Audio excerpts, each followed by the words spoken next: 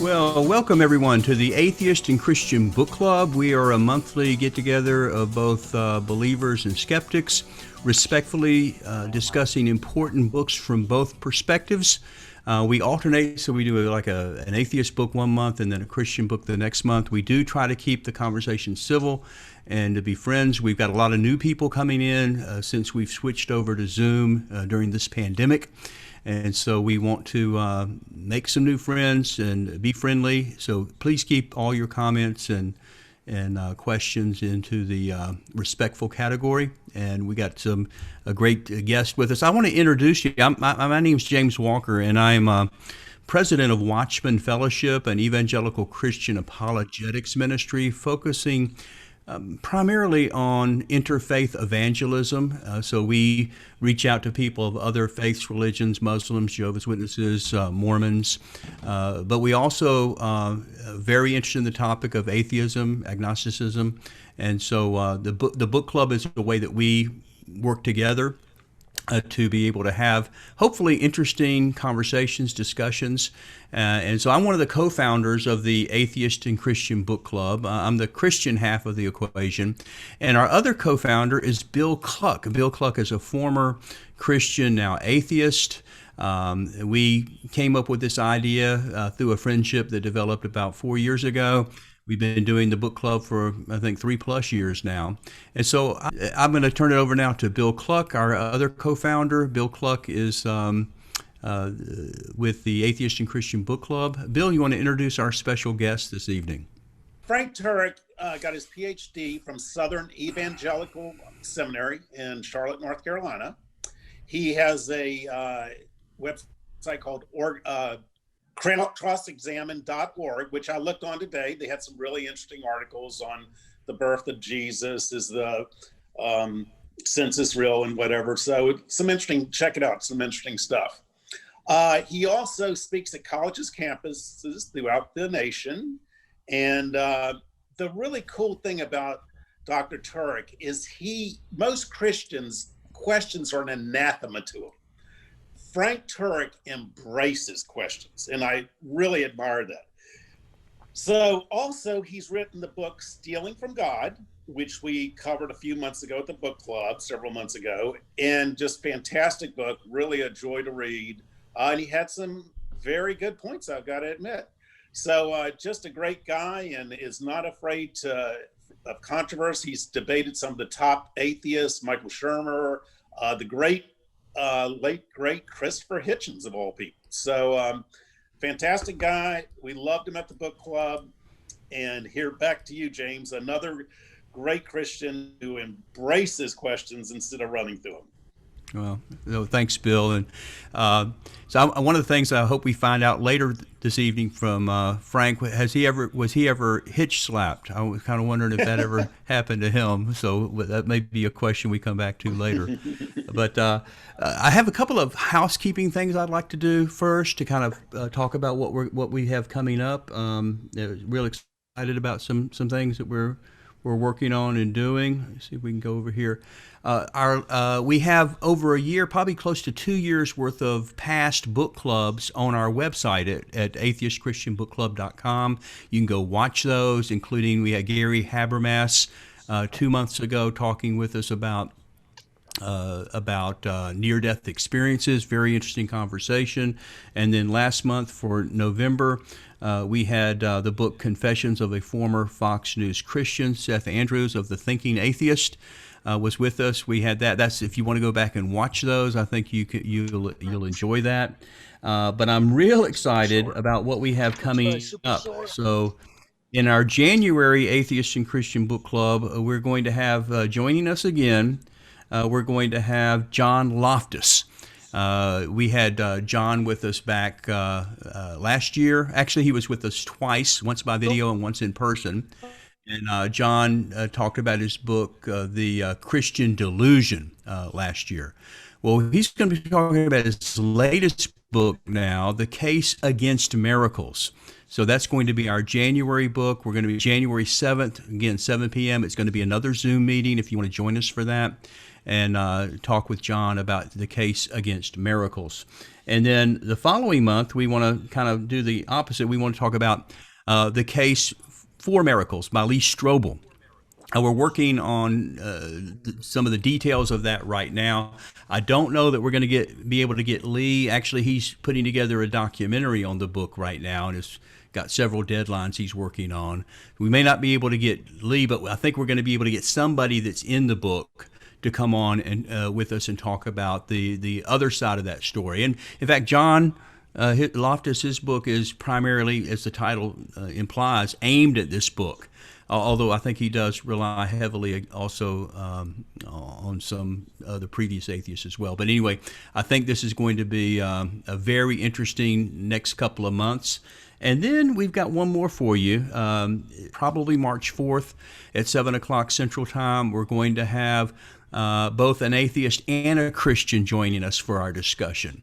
And it's going to be Graham Oppy, who is a well-known atheist philosopher, talking with philosopher Tim McGrew, Christian apologist and philosopher. We're going to be looking at their book. They wrote two of the chapters in the book, The Four Views of Christianity and Philosophy, which our friend Paul Gould was the editor, one of the editors of that book. And I think it was also Richard Davis. And what we're going to do on that is we're going to hear from both perspectives. Now, Tim is has been on with us several times at the Atheist and Christian Book Club. Tim McGrew is professor of philosophy at Western Michigan University. He's contributor to the book The Four Views, wrote the chapter. He argues for what he calls the convergent model of philosophy when it comes to Christianity. He, of course, is going to confirm Christianity in his section. Graham Oppy is an atheist from Australia. He's a philosopher. His main area of research is in philosophy of religion. He currently holds the post of professor of philosophy and associate dean at Monash University, and many other positions as well. So his section is called, in the book, is called Philosophy Trumps Christianity. Now, the good news is, best I can tell, that has nothing to do with our current U.S. President, Trump. So it's going to be a great discussion. And the other good thing I like about this book, it's not real dense. It's pretty easy for a philosophy book. It's pretty approachable. So it's going to be, again, sometime in March, probably March 7th. And we'll have both of them joining us by Zoom to discuss their perspective chapters. So I'm excited to hear from Frank, and again, we had him. It was maybe one of the highlights of the year for the book club when Frank joined us in person to talk about his book Stealing from God. Very, very interesting. People still talking about that, and so I'm going to pitch it back over. I know that Bill Cluck has some questions he has. I do have some questions for you, Frank. But for all of our club members, and we now have 71 people in the room and more trying to get in, it looks like. So what we want to do is, after Bill asks his question, I'm asking mine, have your questions ready. If you will text that question. Is that how we're doing it, Brady? Just have them text that they have a question? Yeah, if they want to just, they can put it out there for everyone to see, or they can go to me, Brady Blevins, or Daniel Ray, and let us know their question, and we'll make sure we get them in the queue, and then we'll announce everybody for their when it's time for their question to come up. That way we don't have 85 people trying to all talk at the same time. Right. So if you stay muted and then have your question, again, it's text it to in the Zoom text. You can text either Brady Blevins or Daniel Ray. They're both co-hosts, and they will get you in the queue. You don't have to put a whole paragraph out there, just a couple of words to let us know what your question's about. We're going to try to get to as many of you as possible, but we're already in the largest meeting we've ever had. So, Bill, do you have any questions for Frank? Okay, the first question concerns, I got two, the Origin of Life chapter. Frank mentioned that you have a problem with the DNA in the Origin of Life. You need the DNA to give the instructions to make the proteins, but yet DNA is a protein. So right off the bat, you have a problem with that. Plus, the DNA, what forms proteins and so forth, and amino acids, is the order of the nucleotides, the guanine, adenine, and so forth, the 4 nucleotides. But the problem is, it's not the chemical makeup of the DNA, it's the order. So it does, I can see Frank's point, it does seem to imply intelligence. Also, you have the problem of, in the origin of life, of the cell membrane, which is very complex. Darwin didn't have the microscopes to see that, where it's semi-permeable, so it lets the good stuff in, and the toxins and so forth, it lets out. But it's very, very complex. And of course, we know they've compared it to a small city, the chemical machinery to make up the ribosomes and mitochondria and so forth. It's extremely complex. Also, you have the enzyme problem. Enzymes are proteins, and you need the enzymes to actually speed up these reactions in the cell. And if you don't have them, then everything stops. And they actually proofread, which is just amazing. They actually speed up the process and proofread. So my question to Frank is, just give it straight, Frank. What is the probability that the life originated randomly without divine guidance? Well, I think the more important question is have I ever been Hitchslapped? I thought that was the first. So let me just deal with that, because many of you won't know this because you weren't there. My first debate ever, my first formal debate ever, I've had many debates prior to this, mostly with my wife, and I've lost them all. But my first formal debate was with Christopher Hitchens at Virginia Commonwealth University in September of 2008. And I saw Hitchens a lot on TV. Of course, I read his book. And in the green room beforehand, I went in, and there he was sitting there, and I said, "Hey, Christopher, I'm Frank Turek. I'm debating you tonight. I know we don't agree on the God issue, but I like a lot of what you say." I said, "I'm kind of a fan." And he kind of shot me a mischievous look, like he was looking over his glasses, and he went, "The night is young." Classic. So yeah, I got the first thing I said to him, I got smacked. So, but both of the debates I had with him are on a YouTube channel, so you can see that there. With regard to your question, Bill, regarding the origin of life, you made a pretty good case already that it seems to require some sort of intelligence. And I think one of the problems that goes on in a debate between Christians and atheists, or theists and atheists, is the whole question of a God of the gaps. We haven't found a natural explanation for this yet. And if we're going to plug God in, immediately we might be accused of committing the God of the gaps fallacy for good reason, right? We used to think that Thor made lightning. Okay. So now we realize that, okay, Thor doesn't make lightning. He actually makes thunder. No, we've realized that, okay, there's natural causes for this, and we shouldn't immediately just posit some sort of God because we can't explain it. Now, I think when you look at the origin of life problem, and of course, I'm not an expert on this, I'm standing on the shoulders of so many other people, but I don't think we just lack a natural explanation for the origin of life. I think we have positive, empirically verifiable evidence for some kind of intelligent being. And one of the pieces of evidence is, as you mentioned, the DNA genetic code, the genome appears to be a software program that requires all the letters to be in a set order. The other thing you alluded to briefly was the idea that you have a chicken and egg problem, that DNA needs RNA and RNA needs DNA, and you need a cell wall for all this. It seems to be a chicken and egg. How do you get all this without some sort of intelligence? So if that reasoning is correct, it does not prove that God exists. It proves there's some sort of intelligence out there. Whether it's the God of the Bible or not, that's another question. It could be the God of the Bible, but you don't get enough information from any intelligent design argument to conclude it's God. You might add that to a cumulative case for God, which is what we try and do, and I don't have enough faith to be an atheist. But a fair criticism of any intelligent design argument is, okay, it doesn't get you all the way to God. No, it doesn't. It could be God, but it doesn't go far enough. In fact, no argument gets you all the way to God. You need to make a cumulative case, and that's what we try and do, and I don't have enough faith to be an atheist. Well, and I forgot to mention, too, all the amino acids have to be left-handed. You got the homochirality problem, and when they did it synthetically, they had a mixture of left and right-handed amino acids. But just real quick, what's the chances? Is it 1 out of 100, 1 out of 1,000,000? I mean, well, I would, if you look at Fred Hoyle and Wickramasu, I'm trying to remember his last name. It's a long last name. We have it in the book. He basically says that the odds, according to his calculations, are so small it's not even worth talking about. But again, it seems to me a difficult thing to try and calculate odds when you don't have a mechanism.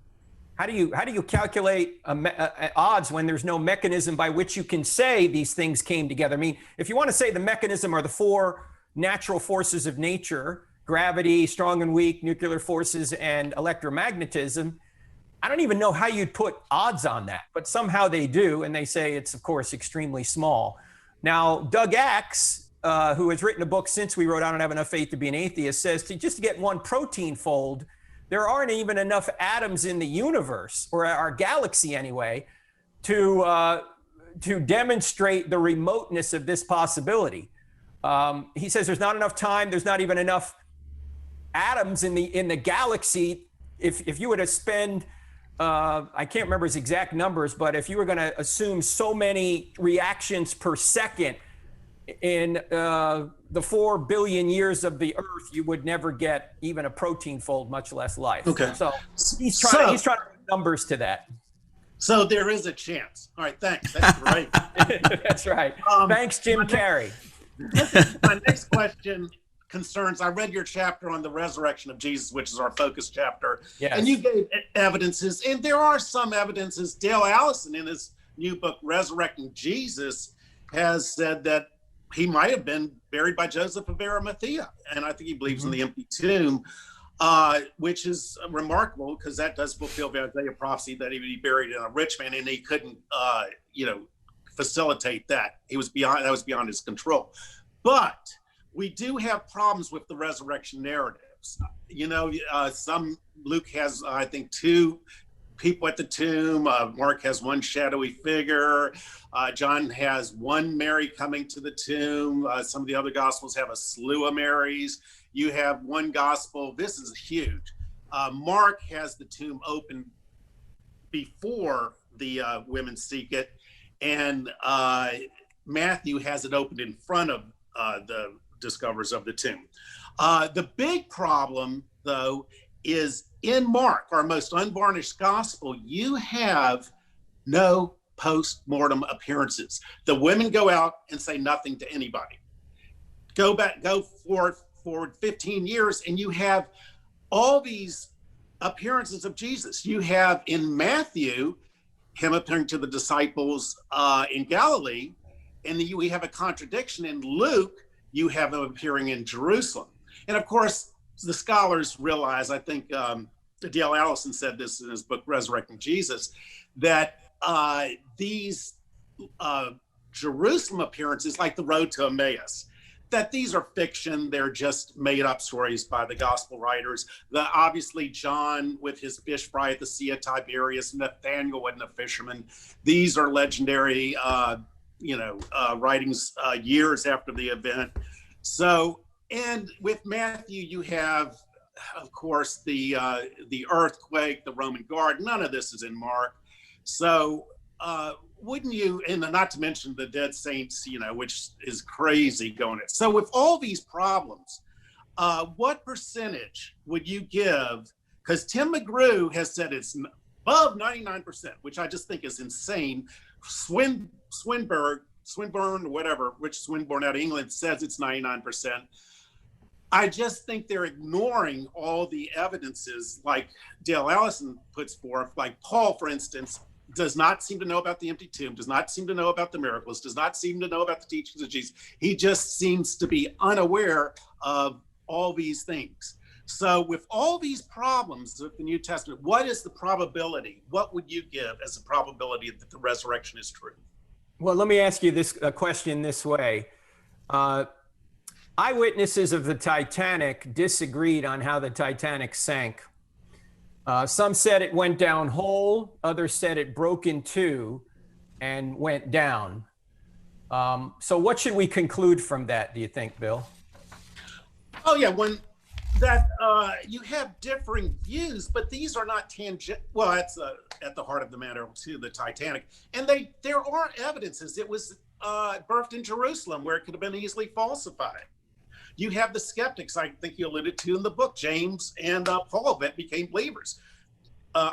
James, the brother of Jesus. So there's evidence, but if you read Dale Allison's book, he lists all the evidences against. And that's what I wish you would have done in your book, is tell us the disconfirming evidence. Okay. Well, I guess my reason for bringing up the Titanic thing is because just because you have differing perspectives on details does not mean that the central event did not happen. Everybody agrees the Titanic sank. They may disagree on how it sank. Now, we can sit around and say, how can we harmonize these? Well, it could be because people had different perspectives on the Titanic going down. Maybe the guy that said it went down whole had a perspective from the bow of the ship, where the people who said it broke in two were on the side and they could see it break in two. That could be one explanation. What they all agree on is the Titanic sank. And I think what is misunderstood by a lot of people, and this is mostly Christians' fault, because we've come up with the idea that the reason Christianity is true is because the Bible's inerrant, which is silly. That's circular reasoning, and it's assuming something that you haven't proven yet. And inerrancy is not required for Christianity to be true. In fact, there were thousands of Christians before a line of the New Testament was ever written. Why? There was no Bible to be inerrant at that point. The reason they were Christians is because they witnessed the resurrected Jesus, not because they read it in a book somewhere. So you don't need an inerrant Bible to say that Christianity is true. Now, we could go through each of those very good differences that you brought up and see if there's an explanation for them. I don't think we have time in this session to go through all those. But let's grant, for the sake of argument, that everything you say there is a direct contradiction. Does that mean the resurrection didn't occur? No, but you have in the end of Matthew, the last chapter of Matthew, you have the risen, glorified second person of the Trinity, Jesus Christ, appearing before the disciples. And what does it say? Some doubted. Well, if they doubt, how in the world am I supposed to believe 2,000 years later? Well, actually, I think, Bill, that is actually an excellent point that I was going to bring up in my little intro, which I guess we'll get to here in a few minutes. When they say they're doubting, that's what we would call embarrassing testimony. Absolutely. I don't see how a group of Jewish believers in Yahweh, number one, are going to make up the resurrection story, but then secondly, say that some of them doubted it if they're trying to pass off a lie as the truth. That would be disconfirming evidence of what they're trying to put forth. And there's so many embarrassing details in the text that it makes me think that these people are not inventing this. They're just being honest with what's going on. I mean, many people will lie about something that makes them look good. Nobody will lie about something that makes them look bad. And yet the New Testament writers appear, if we're saying this is forged, they're lying about things that make them look bad. It just doesn't seem to make any sense to me. So when I see in Matthew 28:17, some believed, but some doubted, and Jesus is standing resurrected in front of them, I go, they're not inventing this. They're just being honest. That's an evidence, but it cuts both ways. It's an evidence form. But anyway, I know we got a lot of questions. So would you give it like 50-50? I give it like 15% at best. What would you give it, the chances? Well, you see, I'm not an expert in probability theory, and Tim McGrew is. But let me say one thing about probability theory that I do know about, and that is this, that if you're going to try and use probability theory, you have to not only give the probability of having the evidence that you do have to say that, say, Jesus rose from the dead, but you also have to use a probability factor that says, if Jesus did not rise from the dead, would I have all this evidence? So you sort of need the other side of the That's a good coin point. in order to Yeah. put that Right. probability into the calculus. And Right. when you look at what I'm about to go through here, I think it's very unlikely that you would have this evidence if Jesus did not rise from the dead. So that's why people like Swinburne and people like Tim McGrew come to such a high probability, because when they put their estimate in as to, would we have early testimony, embarrassing testimony? Would these guys go die for it? Would we have these undesigned coincidences? Would we have the explosion of the church out of Jerusalem when it could have been refuted by an empty tomb? Would we have all that if Jesus hadn't risen from the dead? And you look at it that way and you go, well, that number's got to be pretty low. If that number's pretty low, the probability of the resurrection gets pretty high. And that's why they come up with those numbers. Okay. Hey, thanks, Frank. Appreciate you answering Thank you, my question. Bill. A fellow North Carolinian. That's right. Raleigh and Charlotte. Yeah. Thanks for the question, Bill, and for the answers, Frank. I am getting some feedback that a lot of people didn't get to read the book. Of course, the whole book is open for discussion. I don't have enough faith to be an atheist, but we were primarily wanting to focus on the resurrection chapter. James, I don't know if you know this, that you cannot be saved unless you read the book. Oh, yeah. Well, at least half of our participants probably concerned about that. Read the book right now. Well, isn't it more important that you buy it than you read it? That's what I always wondered about. So, but I got to feed my hungry kids. You're right. But what I want to do, though, is a lot of people didn't get a chance. They just found about the book club today, so they may not have gotten the book yet. They haven't had time to read even that chapter yet. Could you take about 5 or 7 minutes and kind of just give a synopsis of the things that you covered, the minimal facts, I don't think you got in that chapter into the fulfilled prophecies, but just kind of give us a synopsis of what you deal with in that. The book, I don't have enough faith to be an atheist, is 400 and something pages. There's no way, obviously, I can sum up the whole thing. Those of you that do have the book know that it goes through 12 points to show that Christianity is true. I'm summing them up here in 4. When I present this to a college audience, I'm just doing these 4 points. No one's going to remember 12. If you want the details, you can get the book. But I try and establish that truth exists, that God exists, that miracles are possible. And the New Testament is true in the sense that it gives us enough information to know that Jesus rose from the dead. It doesn't have to be inerrant. We're not trying to say that it is inerrant in order to get to this point. We're just trying to see if it has good, historically reliable information. And the reason we're trying to get to this point is if Christianity, or I should say, if the resurrection's true, then I think Christianity's true. Of course, if the resurrection's false, Christianity is false by Paul's own admission. And you could then get to more about the Bible just on what Jesus teaches. Because look, I just have a personal policy. If somebody rises from the dead, I just trust whatever the guy says, okay? So if truth exists, if God exists, if miracles are possible, then we can see if the greatest miracle in the New Testament has occurred, and that is the resurrection of Jesus. Now, obviously, I don't have time to go through all 4 of these points. Let me just say one thing about point 2. Does God exist? Bill and I were talking a minute ago. There is evidence that there's intelligence out there. I think if you add that to the cosmological argument that the universe had a beginning, and the teleological argument and the moral argument, I think that you can make a good case, which is what we try and do in the book, that there's a spaceless, timeless, immaterial, powerful, moral, personal, intelligent creator who created all things and sustains all things. And if that's the case, then the next question, are miracles possible, I think is quite easy, because if God exists, then miracles are possible. And a lot of times I ask people, what's the greatest miracle in the Bible? And they'll say, well, it's the resurrection. And I say, no, the greatest miracle in the Bible is the first verse. In the beginning, God created the heavens and the earth. Because if that verse is true, then every other verse is at least believable. If that verse isn't true, if there is no God, if there's no other evidence for God, then obviously miracles are not possible. And the answer to question 3 and 4 is no, can't be true.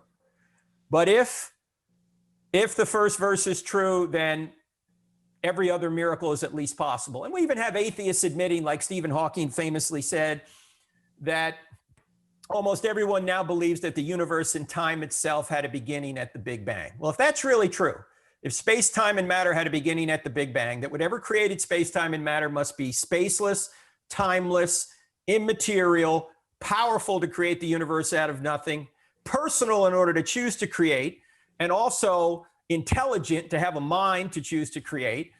And so if there really is a spaceless, timeless, immaterial, powerful, personal, intelligent cause, I always ask people, who is that? And of course, most people will say, well, that's God. And then they'll ask, well, how do you know it's the Christian God? And the answer is we don't. We don't know it's the Christian God at this point. This God does not, or this argument doesn't get you all the way to the Christian God. It could be the Christian God. We need more evidence. We need to look and see if Jesus really is who he said he is. And so for that, we go to question number 4, which is the New Testament really true? So we're saying it's possible that it's true if questions 1, 2, and 3 are answered yes. Okay, so let me just give in 5 minutes some of the evidence that I think the New Testament is telling the truth, particularly about the resurrection. And again, I can't spend any detail on it, just to kind of give you an overview. It's all alliterated here with the letter E. The first thing is we have early sources. All the New Testament documents, maybe with the exception of 1 or 2 books perhaps, are written prior to 70 AD. And the sources in those books are even earlier, particularly the creeds. We have scores of eyewitness details. We can get into that if you want during the Q&A. We have many embarrassing stories. In fact, Bill brought up one of them, the idea that the resurrected Jesus is standing in front of the apostles at the Great Commission, and they're doubting he's resurrected. There's other things like Jesus is considered out of his mind by his own family who want to seize him and take him home in Mark chapter 3. You have his own brothers not believing in him. That's embarrassing. You have Peter, their leader, saying, Lord, I'll never deny you. He winds up denying him 3 times, which is not a good thing for their leader. You have all the disciples, maybe with the exception of 1, running away at the crucifixion. And who are the brave ones? Yeah, the women are the brave ones. Now, who wrote the New Testament down? Men. Now, what man is going to invent that he was hiding for fear of the Jews why the women went down and discovered the empty tomb, right? No man is going to invent that. In fact, we learn later that Jesus not only at the crucifixion has all his disciples run away, the women are the brave ones that stay around. And you got to ask yourself, why would they say the women were the first witnesses if a woman's testimony in that culture was not considered on par with that of a man? You wouldn't do that. If you're trying to make this up, you'd never say the women were the first witnesses. You'd only say the men were the first witnesses. I actually had a woman once say to me, she said, Frank, I know why Jesus appeared to the women first. I said, why? And she said, because he wanted to get the story out. I said, you know, that is an excellent point. I had never thought of that.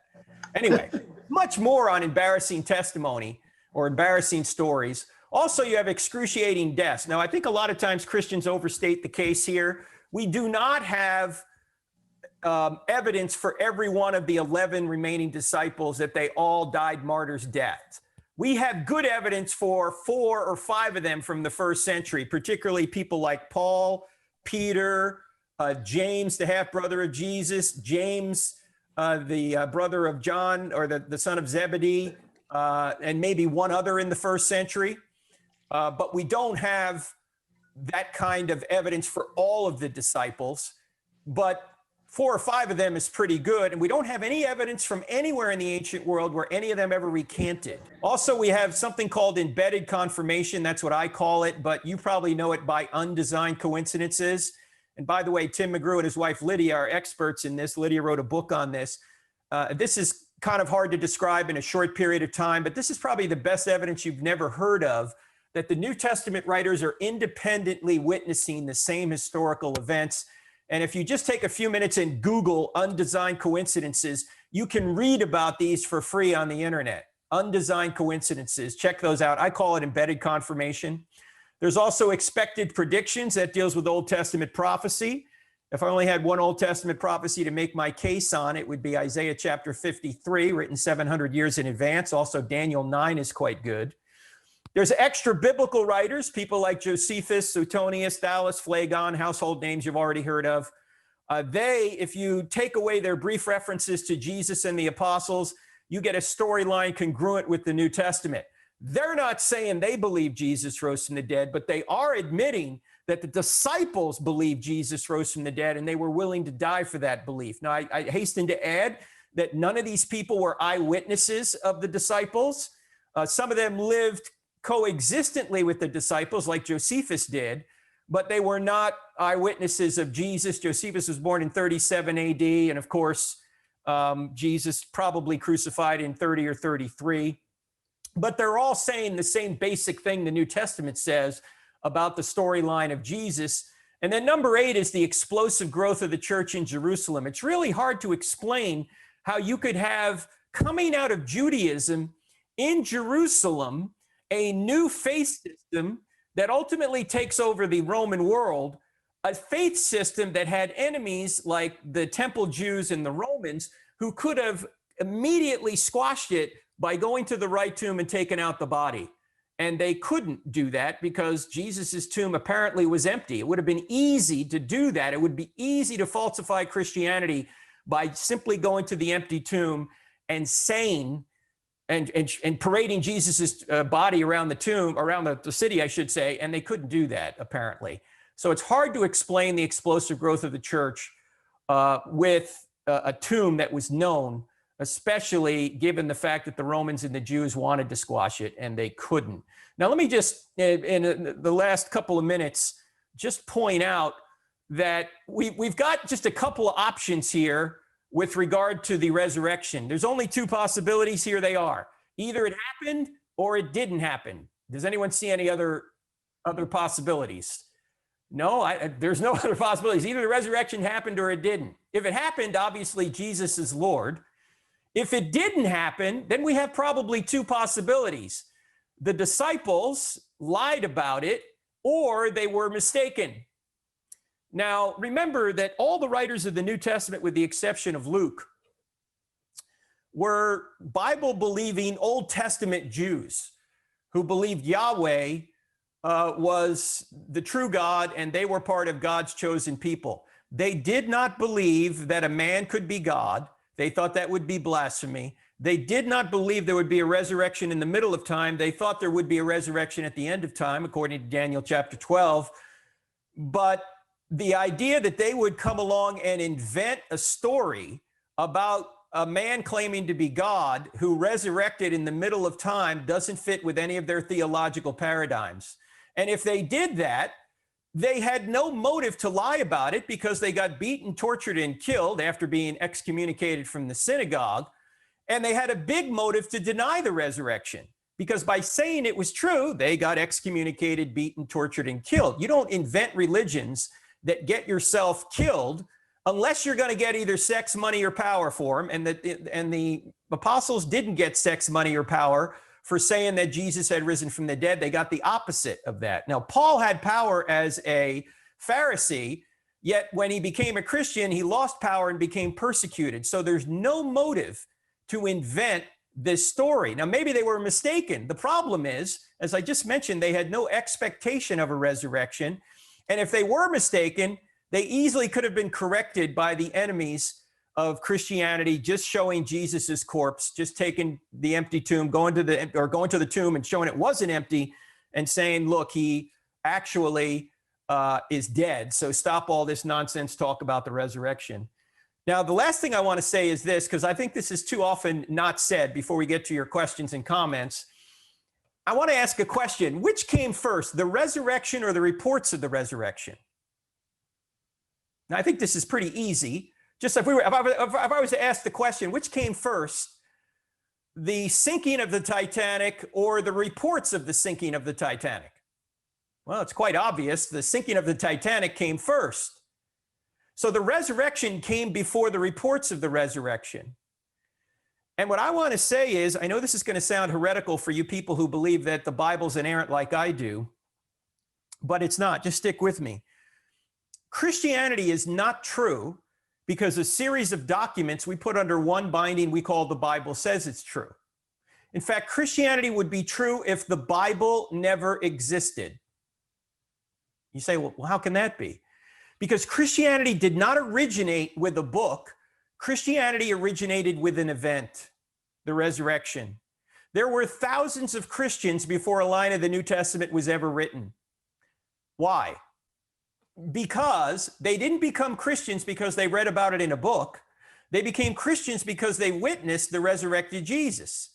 I mean, Paul obviously was a Christian before he wrote the book of Romans. Why? Because he witnessed the resurrected Jesus. Matthew, the same way.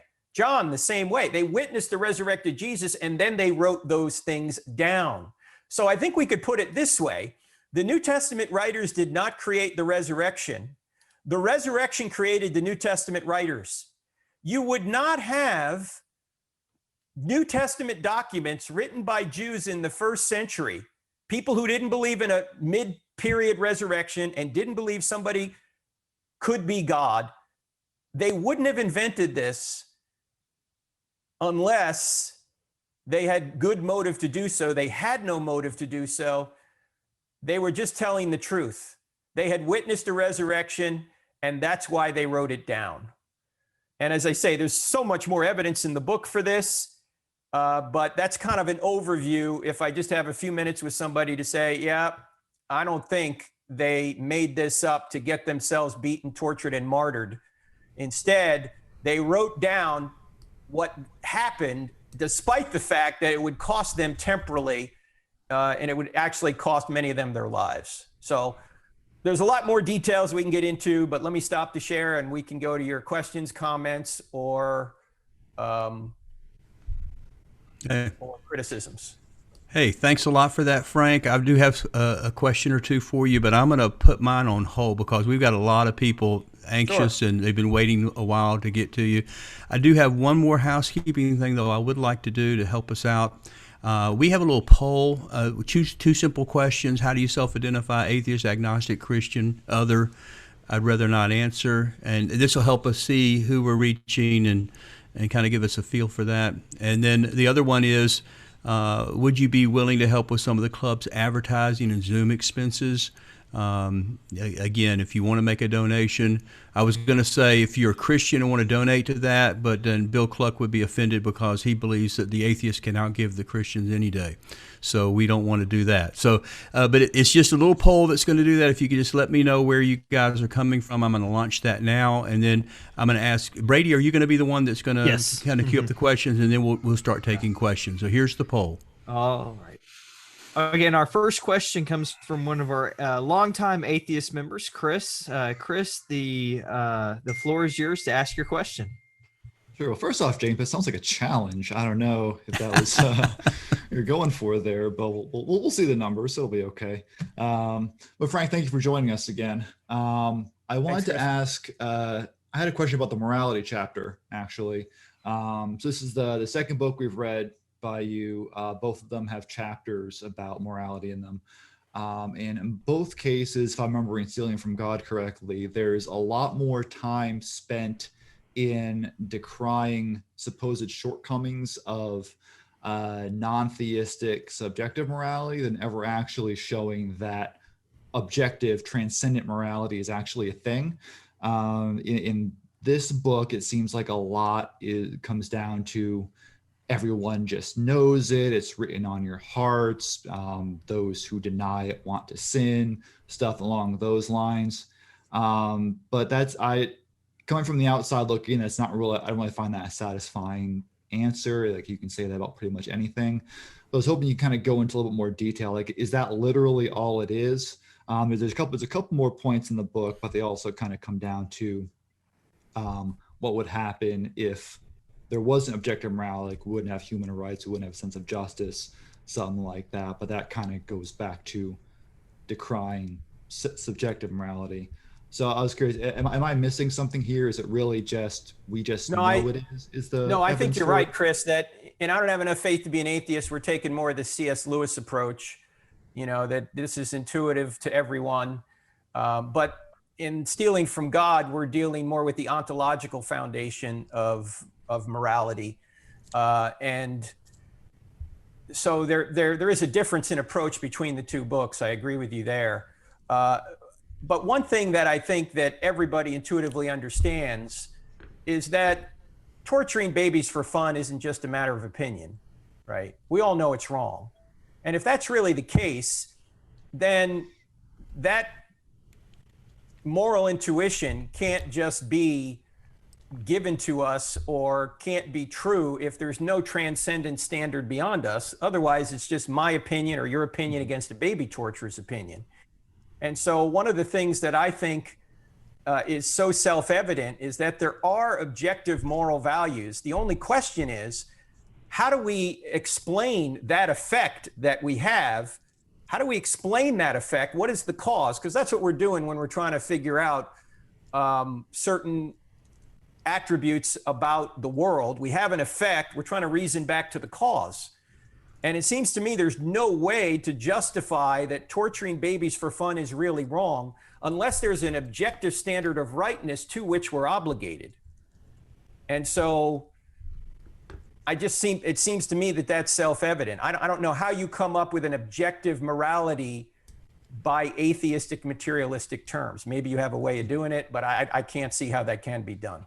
Well, that's kind of what I was kind of repeating. What my concern was is that, okay, you're saying that torturing babies is objectively wrong. And I'm sure there's wide agreement that it's wrong, which right. we can talk about why that is. But saying it's objective morality, once again, it's based on a objective moral standard. Once again, that is something that is being put out there but not backed up. I don't see why that could be based on, like, we have natural empathy as human beings to care for other human beings. But that wouldn't make it wrong. That would just be how you know it. It wouldn't really be wrong. And empathy, by the way, does not give you any moral commands. You could empathize with, I don't know, you could empathize with somebody who has just, say, discovered that, say, her husband was cheating on her, right? You can, oh, I'm so, but that wouldn't tell you whether or not you ought to sleep with that woman, right? Right, but if torturing babies isn't wrong in some, grand, objective, transcendent sense, who cares? Like, we all, like, if empathy may not get you to an objective moral standard, but it can lead to large areas of agreement among individuals that we may all come to we may all have the same opinions. They might just be our opinions. We can gather other people who share those opinions and form a society based on those opinions. And I don't see what's problematic about that if it's not, it's God-given standard as opposed to a standard that we set for ourselves. I'm not really talking about whether the implications of it are good or bad. And by the way, when we say good or bad, we're implying a moral standard, right? Okay. I'm not as much concerned with that as trying to explain why it is that torturing babies for fun is wrong. Why is that the case? And let me quote, this is from Stealing from God, so this is not a quote from I Don't Have Enough Faith to Be an Atheist, but Louise Antony was an atheist who debated William Lane Craig, and toward the end of the debate, she admitted something that I think is quite profound that actually hurts her case being an atheist. Here's what she said. She said, any argument for moral skepticism will be based upon premises which are less obvious than the existence of objective moral values themselves, unquote. I mean, we already know that torturing babies for fun is wrong. We would need some sort of incredible defeater to give us, to cause us to doubt the idea that torturing babies for fun is wrong.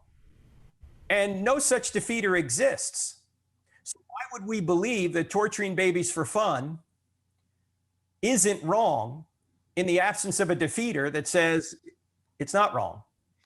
Well, in other words, you already know that torturing babies for fun is wrong. So why wouldn't you adjust your worldview to account for the fact that torturing babies for fun is wrong, rather than maintain a worldview that doesn't explain why torturing babies for fun is wrong?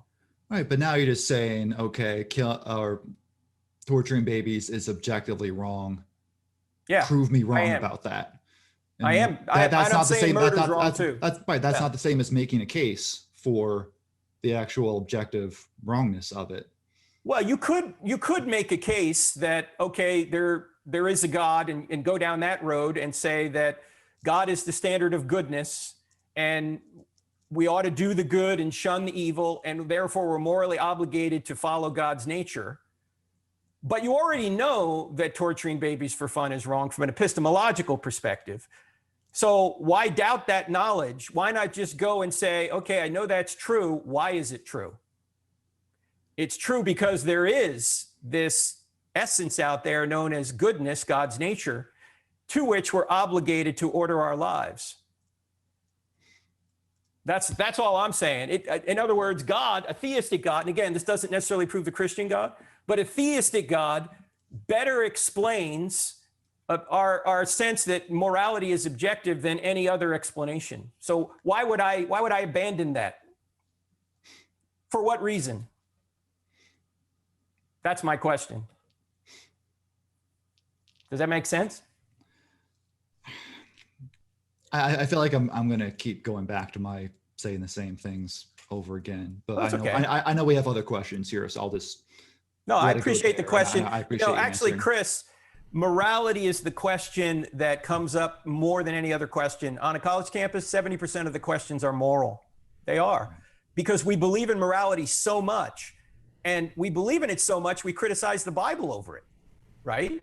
We talk about slavery and violence in the Old Testament, and what does God have against homosexuality, and why does God seem, at least according to some readings, that what women are on the same par as men and all. These are all good questions, but they all presuppose an objective moral standard. Because if there is no objective moral standard, there's no way to criticize anything in the Bible. Okay, well, like I said, I've said my piece. I appreciate you. Oh, thank you. Question, okay, thanks. But yeah, I know we have the other chat, so if you want to go on to the next person, then. Thanks, Chris. Thank you for your question, Chris.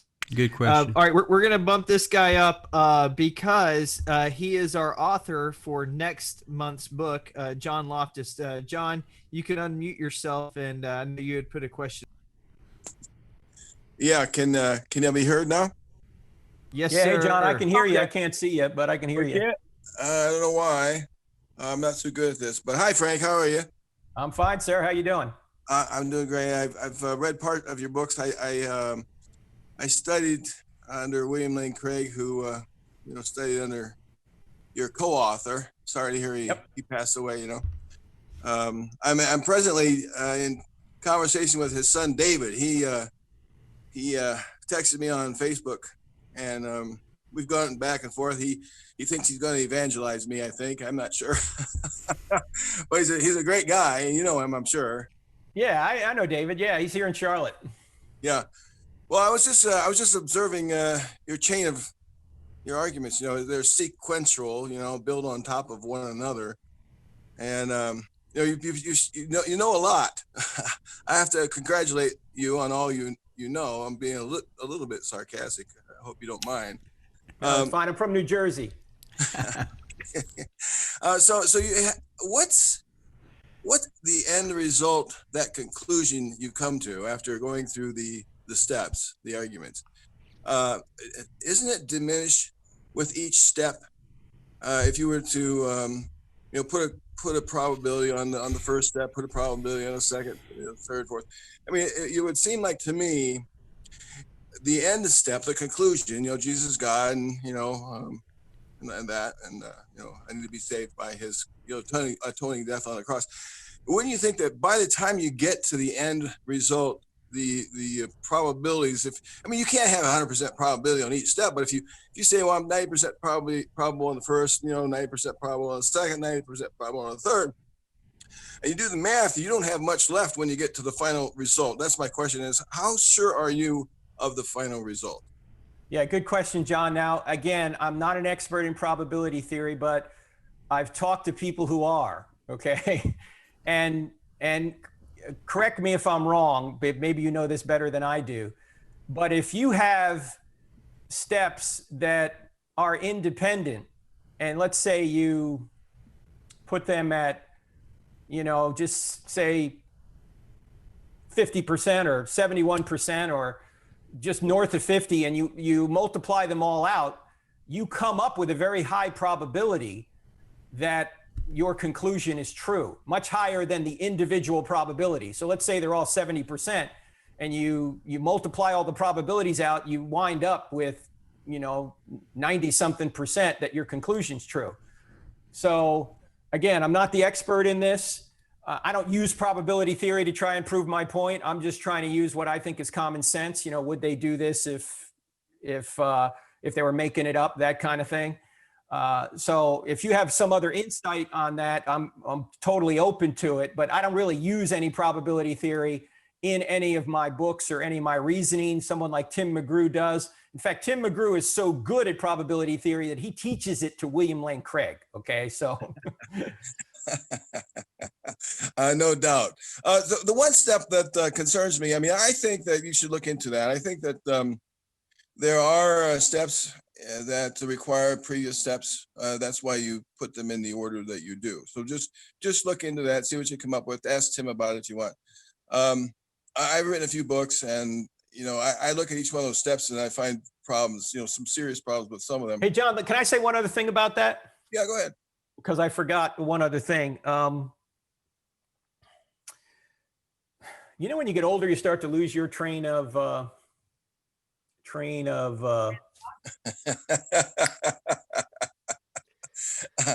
do all the time. I had something there about the problem. Oh, well, yeah. If you look through the whole book, I don't have enough faith to be atheist. We have these 12 steps, these 12 points. Yeah, but really, when you boil them all down, there's not 4, there's only 2. And these are the 2. God exists and Jesus rose from the dead.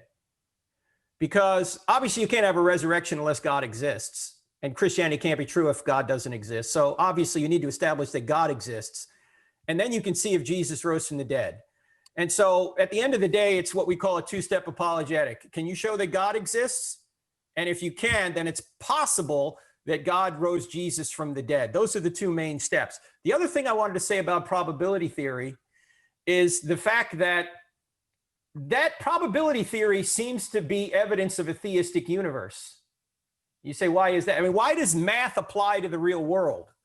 Eugene Wigner back in 1961 wrote that famous article, The Unreasonable Effectiveness of Mathematics.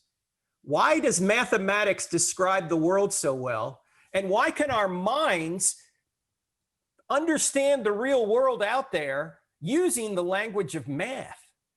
That doesn't appear to be something that could be described or ontologically put forth by no mind. It appears to be the product of a mind. Math itself appears to be the product of a mind. So I think when we're using probability theory, I think what we are actually doing is we're presupposing this is an intelligible world, which would need some sort of cause. And our minds are built in such a way that we could ascertain those truths about the real world. So I think it's a backhanded way of admitting that there's some sort of intelligence out there. But go ahead. Yeah. You're the speaker. I'm sorry if I started to interrupt you. No, I'm done. Go. Okay. If I try to stick to the things I think are important, and while that question you raised is important, for me the important part that gets to the heart of things is the miracle step, and that is you kept talking about evidence, and then we can talk about probability theory, I suppose, and we can talk about math. I'm not a mathematician. I didn't do too well in high school math, which is the last math class I ever had, and I'm 66. So, but the miracles thing. There really is. There are 2 kinds of evidence. Basically, there's testimonial evidence, and then there's objective evidence. Now, objective evidence is what, if you go into the courtroom, you see, well, here's the objective evidence of crime, and then you have testimony, and then you question the testimony. We don't have any objective evidence for any miracle in the Bible. DNA evidence. We don't have any forensics evidence. We don't have any of that kind of, we don't have any cell phone videos.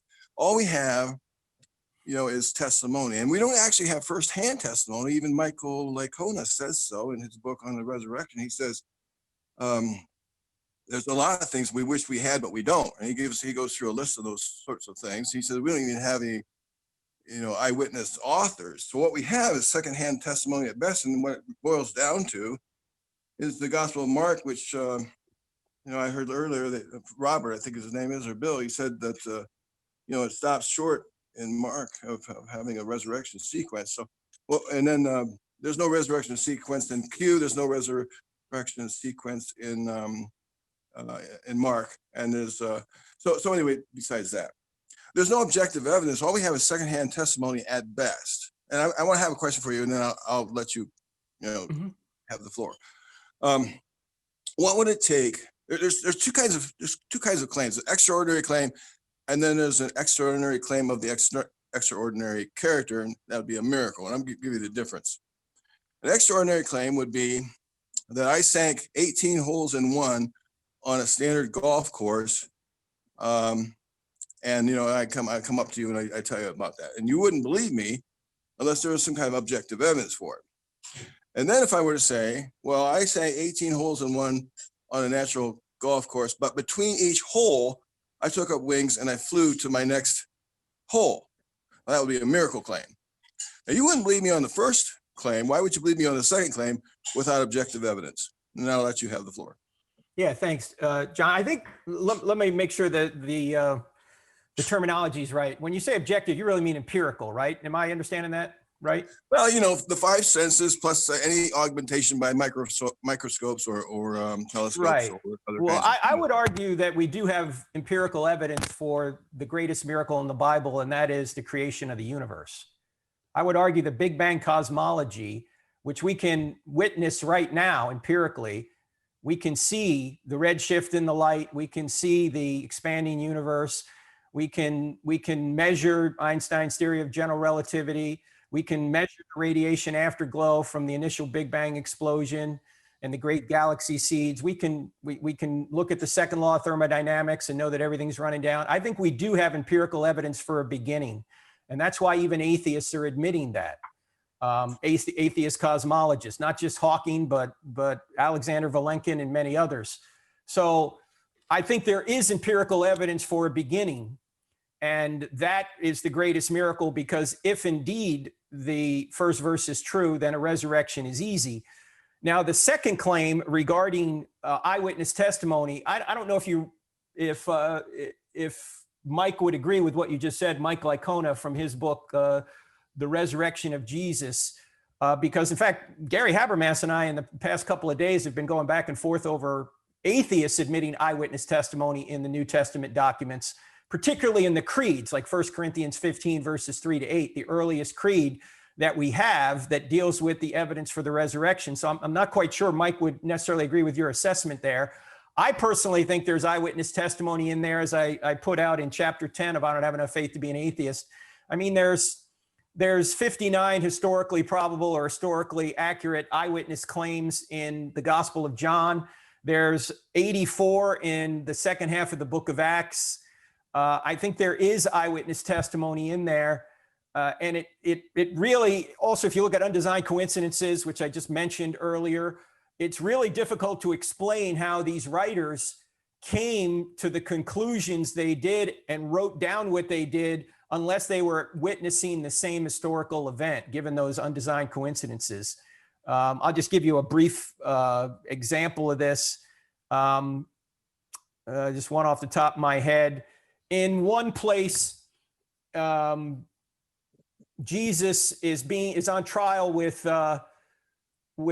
Pilate, and Pilate says, the Jews are claiming you're the king of the Jews. Is that true? And Jesus says, I think he says this in Luke, he says, you have said so.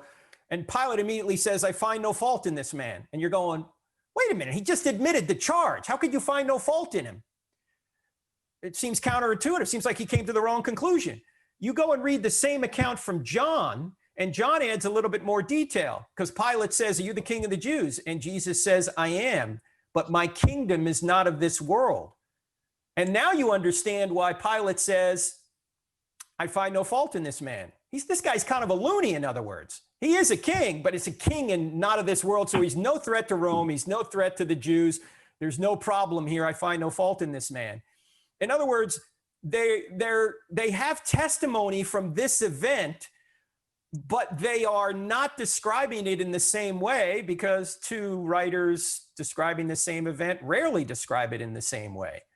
And it seems odd that they would, it's hard to explain how they would have these, John kind of clarifies Luke unless they're talking about the same event and they had either eyewitness testimony to the same event or they knew eyewitness testimony to the same event. Well, so I think there is eyewitness testimony in there, and it's really difficult for me to believe that they would have invented this given the fact that it got them beaten, tortured, and killed. Now, I saw somebody in the chat here saying, well, sex, money, and power, what about revenge? Why would they do that? Well, that's part of the power thing, okay? Power comprises a lot, you know?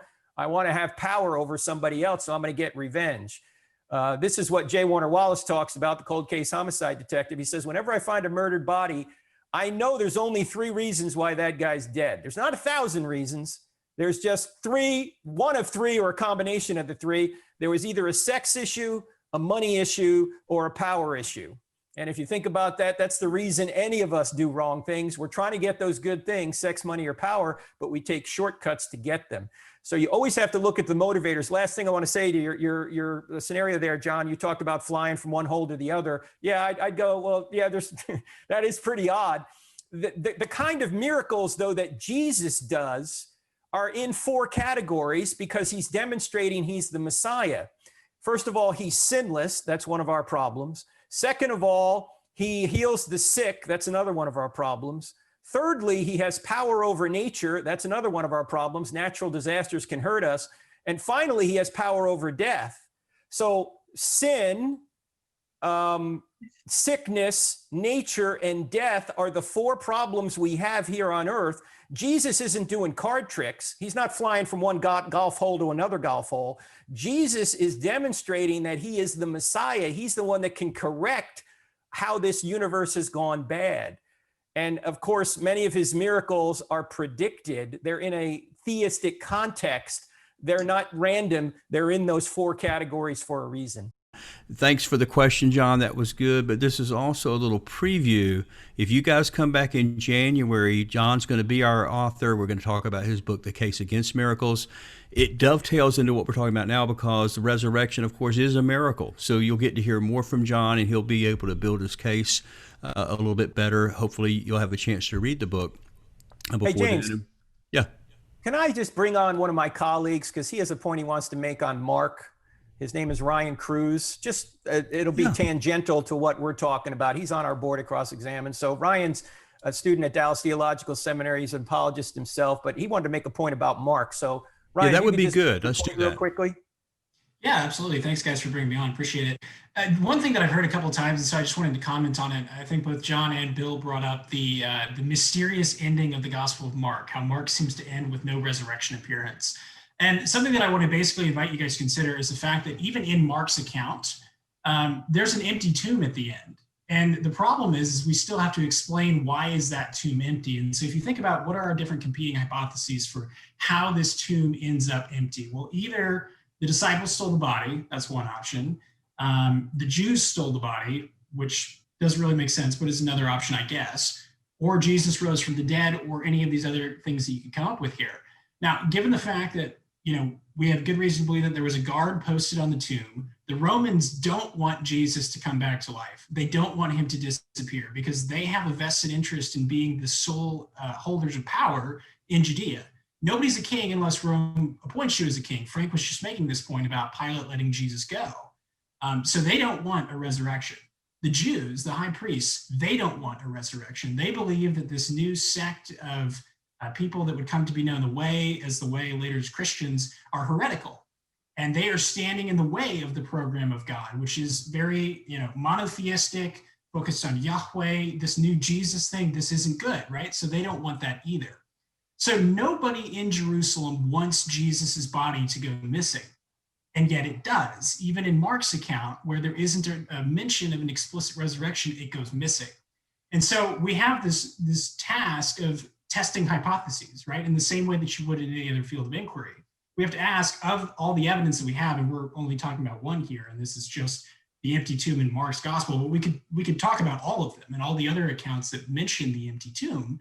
And we have to ask ourselves, okay, which of these hypotheses explains all of this data best and has the least holes? Not that it doesn't have any holes, because we're talking about an event that happened 2,000 years ago. So we're not going to have complete information on everything that happened there. We know that that's already been brought up. But which one does the best job of explaining it? And I think there's a very good case that could be made that the resurrection hypothesis is the one that best explains how that tomb went empty. Now, like I said, there's more work that would need to be done to demonstrate that, you know, it's not just Mark who says that the tomb was empty. We have to establish that Jesus was buried and then that the tomb was in fact found empty. But Frank's made some great comments on that, so I won't belabor the point, but I did just want to point that out. Thanks, Ryan. Thank you, Ryan. I appreciate you doing that. All right, our next question comes from also one of our longtime members, Ken Daniels. Ken, it's all yours, buddy. Great. Thanks, Frank, for joining us to our illustrious club. Navy, go Navy! Yeah. It's my son is a Navy pilot, so he went to the excellent! Naval I was Academy. a naval flight officer. You know what Navy stands for? Never You tell me. volunteer yourself. Yeah, I don't. You have to tell me. All right. So my question is an observation, somewhat. It's that the case for the resurrection in your book is built largely on experience about the way things normally work. So people don't die for what they know to be a lie, for example, or people don't forget where they buried their deceased loved ones. Legends don't generally develop in just a few years, and people who are apparently moral don't make up or pass on true stories. So these are things that we kind of by experience know to be true or generally true. But while these are generally true, all of these are better attested than something like a bodily resurrection, which lies outside of all of our experiences. So for example, Christine Blasey Ford, who alleged that Supreme Court nominee Bart Kavanaugh she alleged that he had assaulted her when she was younger. She didn't withdraw her accusations even in the face of death threats. If someone had followed through with their death threat, would this have proved her story to be beyond doubt? Many Christians doubt her testimony, as they do the testimony of Georgia's Secretary of State, who has similarly received death threats for his stance that there was no significant fraud in the recent presidential election in Georgia. So we have people that stand their ground on their stories, even in the face of evidence or in the face of threats against their lives, and yet many Christians still don't believe their stories are true. So they're kind of belying their notion that this never happens. But I will say in your favor, I want to be a steelman arguer. I want to argue, put your best case forward. I thought your argument was pretty persuasive. Your comeback when you said that neither do we have any experience with life arising from non-life. So that's the most persuasive argument I can think of to my question. But in both cases, I don't think it's perverse to adopt a skeptical stance. I mean, we should be skeptical that life could arise from non-life. We should be skeptical that anybody would rise from the dead just because we've never experienced that. So that's kind of what I'm trying to argue, is that how can you build a case for something that no one has experienced using arguments that are based on our experience about what commonly happens or doesn't happen? Yeah, it's a good question, Ken, but let me ask you this. If resurrections occurred routinely, what would the resurrection of Christ mean? So I'm not God, so I didn't orchestrate the whole thing. It just seems that if it was, and you address this in the book too, but it seems to me that if it was so important to believe in the resurrection, if it was good enough for him to reveal himself to Paul or to Peter, then why not to me? I mean, he knows what's required to make me convinced of it. So, it just to make it be secondhand. Yes, I understand the arguments about the Holocaust, and we adopt the view that the Holocaust happened even though we weren't there. But something as important, that's eternally important to believe, like the resurrection, something that's otherwise unattested in our experience. It just seems that, yeah, it may have happened, but how do we have enough really, these arguments are good arguments, but they're like maybe 90% each of these, 90% probability of each of these. And as John Loftus was saying, you start multiplying these by each other, and you know, whether you add or subtract, it doesn't matter. Even if it's 99% certain that it happened that way, it's still less than 1% certain that even happens, that it's even something we experience. So you kind of weigh the two against each other, and you come out saying, well, it's not perverse to think that it didn't happen, that some of these other possibilities actually could have happened. Yeah, it's always possible. Obviously, Christianity is not true. I agree with that. The question is, where does the evidence point most directly? And you seem to be now transitioning more to a hiddenness of God argument, if I'm hearing you right. That, okay, because my question had to do with, if resurrections occurred all the time, the resurrection of Christ would mean nothing to us, right? We go, hey, Jesus rose from the dead. So what? Uncle George just rose from the dead 2 weeks ago. You know, in other words, it's got to be a rare event in order for us to go, wow, this is from God. So on one hand, it seems like we are penalizing God by saying, if it's too rare an event, we can't believe it. But if it's too common event, it wouldn't have the impact on us. So it needs to be a rare event in order for us to say, yeah, this is really from God.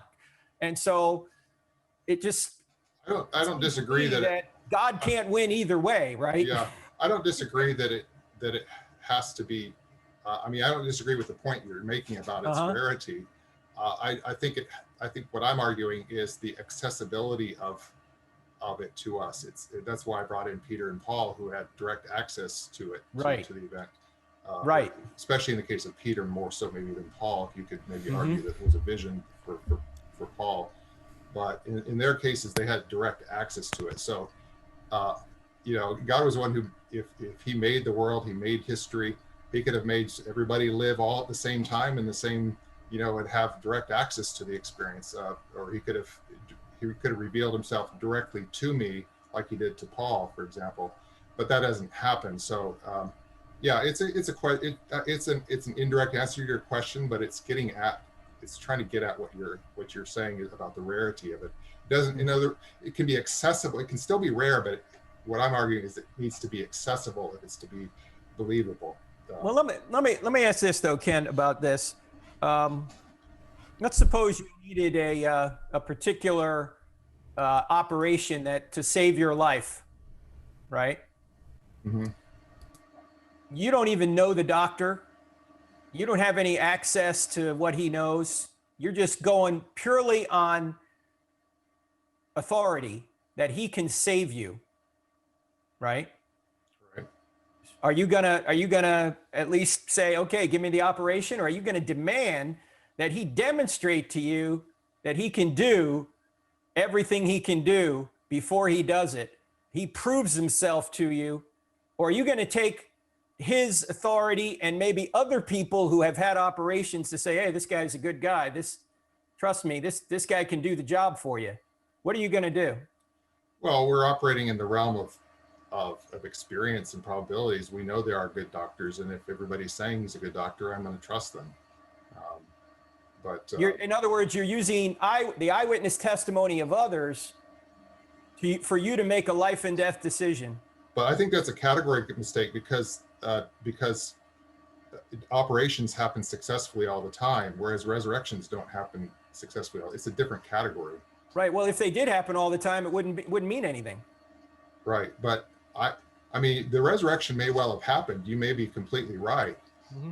But my point is, because it's so little experienced in all of our lives and to our knowledge throughout history, it's not something that we can use probabilistic arguments to establish, right? Because each of the arguments that are being used are less than 100% certain. For example, the fact that people will die for what they know to be untrue, that might be 99% certain, but it's that 1% probability that it isn't certain is still, even as small as it is, it's a bigger probability than that somebody would rise from the dead. Or Well, I no, won't use the word probability, I mean less attested, I should say. okay, well, yeah, again, we're going back, we're saying the same thing over again. If it happened all the time, it wouldn't mean anything. So it's got to be a rare event. But just most of the stuff we know on authority. We haven't experienced it ourselves. I don't even know who built this house I'm in now, but I trust it, right?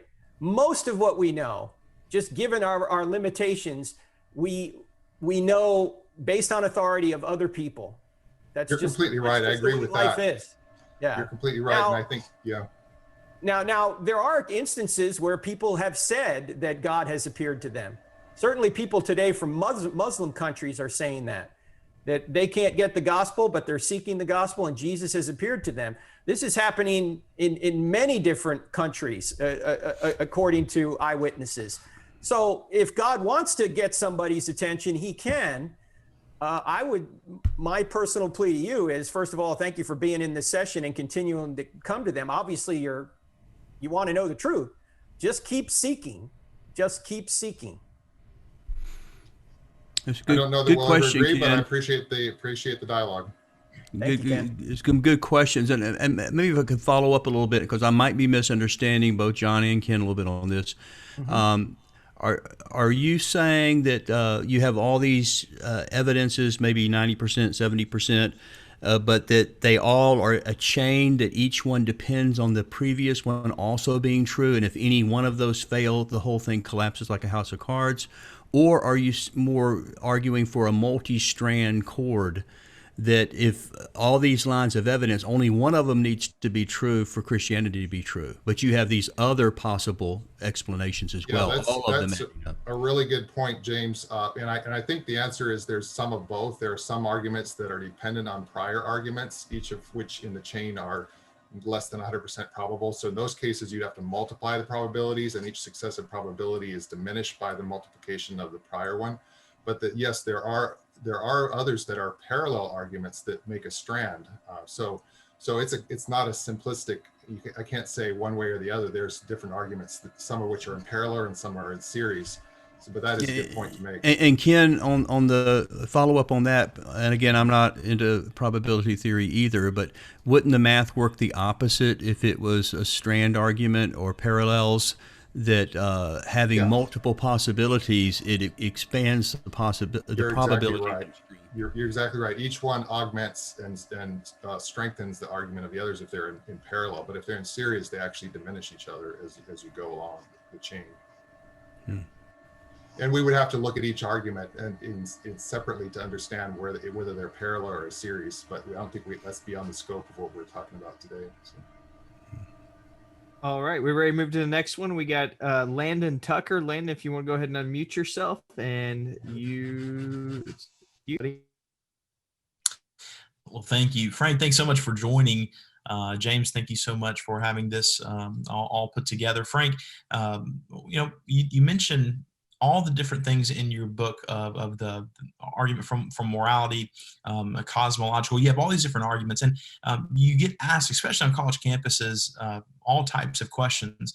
And I wanted to know, whenever you deal with these, is there ever any in particular that you go, geez, this is the hardest kind of question to answer? I would imagine it would revolve around morality. But is there ever a time whenever you leave a college campus driving on the way home, you go, man, that was a tough one to have to try to answer? Yeah, I get this question a lot. What's the hardest question? And my answer is that one. Because trying to think about, okay, what is the hardest question? I actually think that, look, you hear the same questions over and over again. So it's not like you're ever caught by surprise. You rarely are. The hardest thing is answering a question in 2 or 3 minutes, right? I mean, you could spend semesters on that. You could spend semesters on Ken's question about the hiddenness of God, right? You could spend semesters on probability theory, or semesters on miracles, as John had mentioned before. I mean, eyewitness testimony. My challenge on a college campus, especially if there's a line of questioners, is can I kind of give them just a nugget of an answer and then move on to the next person. You can't cover it all. There's no way of doing that. So that's the hardest thing, is answer it in 2 minutes. You know, if God, why evil? How much time do we have, right? Or, okay, I know evil doesn't disprove God, but why did God allow this evil to occur? I usually reverse it and I say something like, why does God allow you to exist? Because you do evil every day, right? So do I. Yet here we are. Maybe because he's given us free will and he's given us the ability to love through that free will, which also gives us the ability to hate, which makes this a moral universe to begin with, which is why he had to intervene, by the way, because without him, we'd all be fallen and unable to save ourselves. So it's really a matter of how much time you have. You know, if you have semesters, yeah, we can really unpack it. But just even on this forum, I mean, how long can you and I talk? You know, just a few minutes and we got to move on. Thank you. Thank you so much for your ministry. Thanks, Lynn. All right, Tina Flores, you're up next. You can go ahead and mute yourself and ask your question. Hi, Frank. Hey, how you doing? Good. I'm so excited to meet you. I always thought it would be in person, but here we are. COVID. We can't do it in person right now, but hopefully soon. Yeah. Your book is my favorite thus far, second to the Bible. Thank you. You and my mom. Perfect. Really? Well, yeah. Well, of course, your mom. So the question that I have is, it's on behalf of my dad. He doesn't even know I'm asking this or anything, but he's an agnostic, pretty hardcore agnostic. The only thing that we both agree on is that truth exists. He just doesn't know how to find it. So what it generally comes down to the most for him is the foundational question of, why would God create people who he knew would reject him? And I know that this answer involves free will, but couldn't he have just not created anyone at all? And I understand that this world, while not the best world, may be the best way to get to the best possible world. However, I'm having a hard time, and he's having a hard time, of course, understanding how we reconcile this with God's goodness. So from my limited perspective, if I were to know in advance that even one of my children would not accept Jesus and then they would ultimately go to hell, then I would not want to bring any children into the world. So if God is a complete being who doesn't need to have creatures, then why did he create them at all, knowing that not only some would go to hell, but the vast majority of them would go to hell? Why was this necessary? Yeah, it's a good question. And notice it's a moral question, right? Oh yeah, no, my dad actually seems to think that it's pretty probable that even if all of this is true, and there is a God and Jesus is God, he says, well, we don't know that he is doing it for the purposes which he says.